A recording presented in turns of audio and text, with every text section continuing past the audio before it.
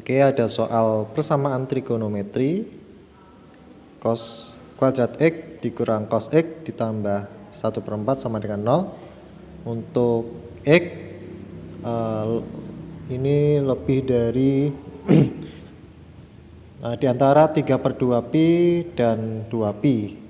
Ini kalau misalkan kita melihat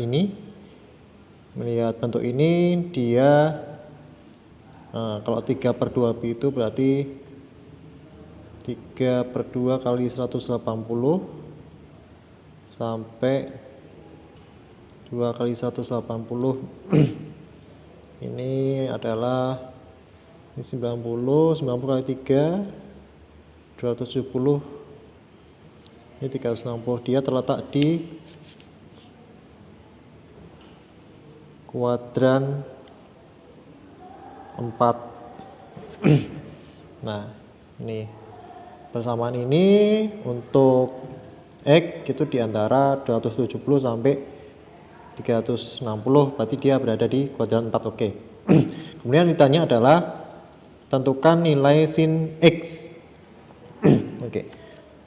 Kita perhatikan penyelesaian ya.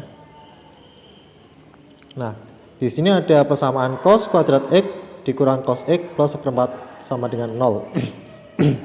Ya. Cos kuadrat X min cos X plus 1/4 sama dengan 0. Nah, kita bisa menggunakan pemisalan ya, biar ini bentuknya seperti persamaan kuadrat ya. Ini bentuknya seperti persamaan kuadrat, di mana variabelnya adalah cos X. Jadi kalau kita misalkan ya, misal cos X itu adalah P misal. Cos X sama dengan P.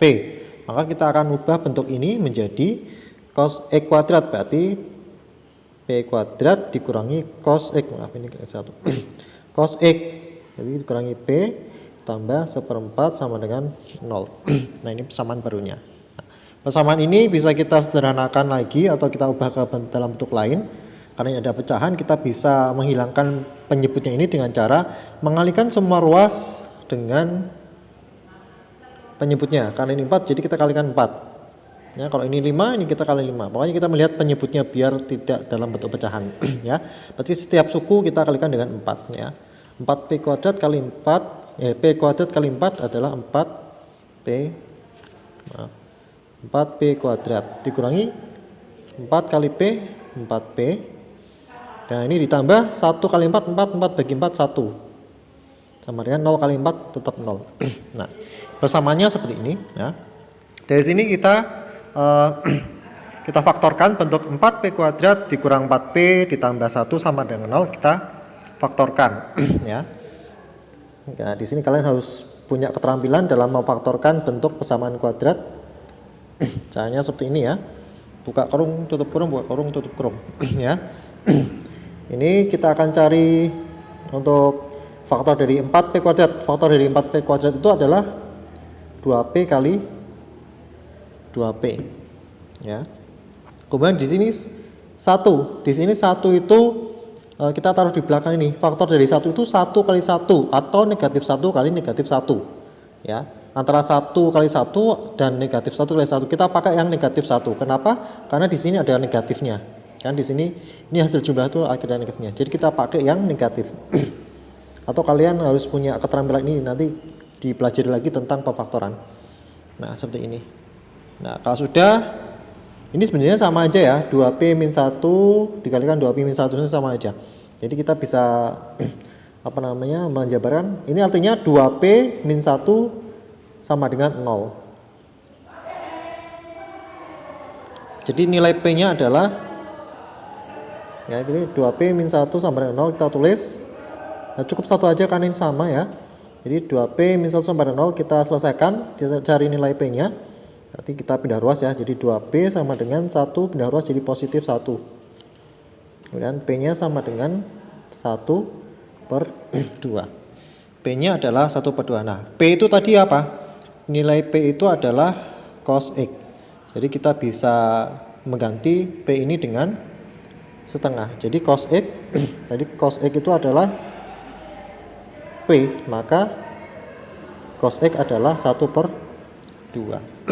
Nah, jika cos X itu setengah, ya, maka kita bisa mencari nilai sin X. Ya, kalau cos X-nya sudah ada, kita bisa cari sin X. Caranya boleh banyak cara. Ini kalau cara saya seperti ini, ya, kalian bisa, karena setengah ini adalah hasil dari bentuk dari sudut istimewa, ya, dimana kalau kita gambarkan, ya, ada segitiga Sukisiku, ya, ini ada sudut X misalkan. Jadi nilai cos X itu adalah cos itu samping per miring. Cos itu ini samping per miring. Cos X itu sama dengan samping per miring, ya. Sampingnya itu 1, miringnya 2. Ini kan setengah, cos X setengah. Jadi cos ini samping per miring. Jadi 1/2. Maka kita bisa pakai di sini, ya. Ini samping, ini miring, ini tegak. Ya, ini bisa di kesepakatan masing-masing. Kalau saya ini namanya samping, ini miring, dia tegak. Jadi cos samping per miring. Jadi sampingnya 1, miringnya adalah 2. Nah, untuk mencari tegak kita pakai triple Pythagoras, ya. Dimana nilai ini adalah, nilai tegak adalah akar dari miring kuadrat dikurangi samping kuadrat, atau 4 kuadrat dikurangi 1 kuadrat. Nah, 2 pangkat 2 4 kurangi 1 kuadrat 1, berarti 4 kurangi 1 3. Oke, jadi ini adalah 3, ya. Tegaknya adalah 3. Maka untuk sin, kalau cos kan 1/2, cos X itu 1/2, maka sin X-nya adalah sin X itu, sin itu depan per miring. Sin itu depan per miring. Depan, oke, saya tulis dulu, ya. Depan per miring. Depannya itu ini, depan per miring ini.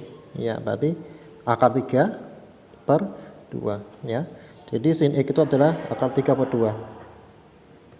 Nah, atau kita bisa ubah menjadi 1/2 akar 3. Nah, tapi kita lihat dulu nih. Di sini nilai X ini, di sini ada batasnya. Ya, batasnya adalah dia terletak di kuadran 4. Nah, untuk kuadran 4 ini saya akan memberikan tambahan, ya. Ini namanya kuadran 1. Ini dari 0 sampai 90 itu namanya kuadran 1. Kuadran 1 itu untuk semua sudut bernilai positif. Semua sudut bernilai positif, entah itu sin, cos, atau tan.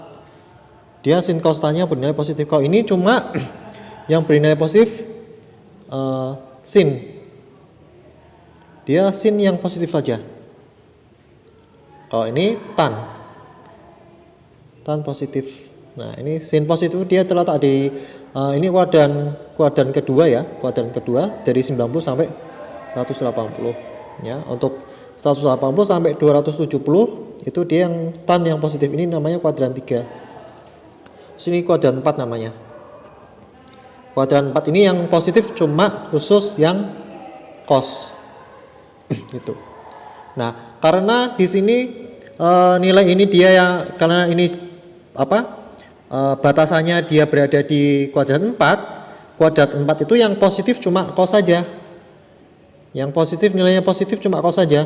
Nah, berarti di sini, karena di sini dia sin X ini dia terletak di kuadran 4, maka dia sinnya ini bernilai negatif.